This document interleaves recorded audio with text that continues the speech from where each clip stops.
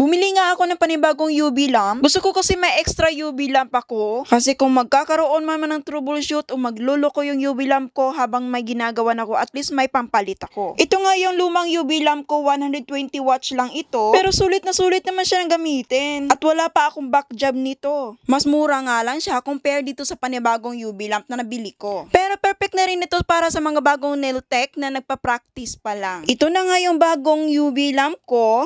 Ang ganda nga nito dahil 220 watts to 280 watts maximum na siya. At meron na itong 66 LED lights. Tingnan nyo kung gaano karami yung LED lights niya. Compared naman dito sa lumang UV lamp ko na 120 watts lang at meron lang itong 36 LED lights. Tingnan nyo ng pagkakaiba. Kakaunti lang talaga yung LED lights na dahil nga 120 watts lang siya. Pero sulit na sulit pa rin ito dahil subok na subok ko na ito dahil wala pa nga akong back job dito. At dito nga excited na akong gamitin ito dahil no need ko nang mag second cure para lang makasigurado na dry na yung gel polish natin. Ganun kasi ang ginagawa ko doon sa lumang UV lamp ko, nag second cure talaga ako lagi. So sa mga inspired new nail tech dyan, need talaga natin ma extra UV lamp. Just in case lang naman.